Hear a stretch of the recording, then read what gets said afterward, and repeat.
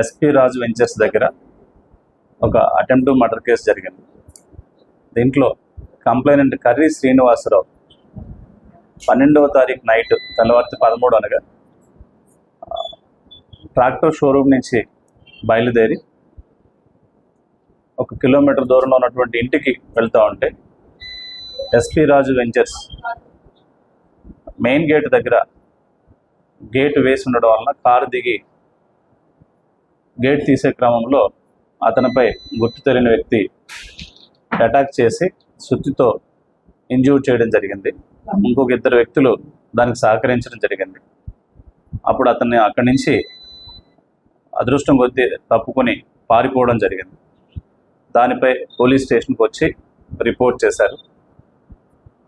అతనికి పూసల సుబ్రహ్మణ్యం అనే వ్యక్తి వాళ్ళ తమ్ముడికి ఒక 3 లక్షల ఆర్థిక లావాదేవీలు ఉన్నట్టు, అతనే ఈ పని చేసి ఉండొచ్చు అని చెప్పేసి అనుమానం కూడా మాకు వ్యక్తపరిచి రిపోర్ట్ ఇవ్వగా దాని మీద 307 case, old 307 IPC case register చేయడం జరిగింది.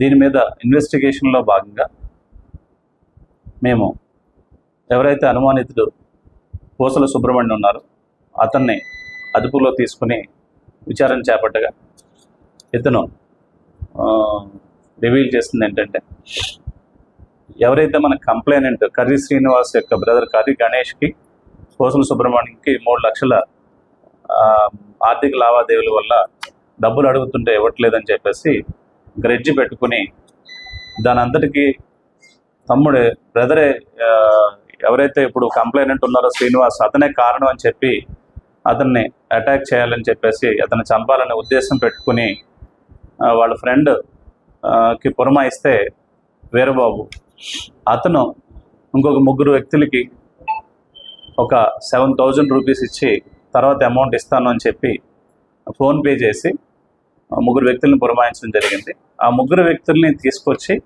ఆ 3 వ్యక్తుల పేర్లు ముమ్మిడి మణిసాయి, నున్న అభిషేక్, ముమ్మిడి దుర్గారావు, వీళ్ళంతా కూడా కాకినాడకు సంబంధించిన వాళ్ళు.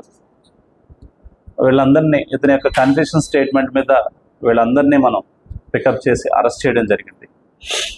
వీళ్ళు ముందు రోజుగా వచ్చి రక్కీ చేసుకుని ఒకరోజు గ్యాప్ పెట్టి 2వ రోజు ఇతని యొక్క మూమెంట్ని వాచ్ చేసి అటాక్ చేసి ఇతనికి సుత్తితో ఇతని మీద దాడి చేసి ఇతన్ని ఇంజూర్ చేయడం జరిగింది. ఇది ఇన్వెస్టిగేషన్లో ఫైనల్గా మేము వీళ్ళ యొక్క ముద్దాయిలందరిని ఐడెంటిఫై చేసి వీళ్ళ యొక్క కన్ఫెషన్ స్టేట్మెంట్ తీసుకుని వీళ్ళ కన్ఫెషన్ స్టేట్మెంట్ ప్రకారం ఏదైతే ఇంజురీ కలగడానికి గాయపరిచారో ఆ వెపన్ ఉన్నటువంటి సుత్తిని మనం కాలువలో దగ్గరలో ఉన్నటువంటి కాలువలో పడేస్తే రికవరీ చేయడం జరిగింది. వీళ్ళు ఉపయోగించినటువంటి వెహికల్ ఏదైతే 2 వీలర్లో వచ్చారో 2 వీలర్ను కూడా మనం సీజ్ చేయడం జరిగింది. ఈ వెపన్ని 2 వీలర్ని సీజ్ చేస్తూ 5 ముద్దాయిల్ని నిన్న మనం అరెస్ట్ చేయడం జరిగింది. ఈరోజు రిమాండ్ నిమిత్తం కోర్టుకు తరలించడం జరుగుతుంది.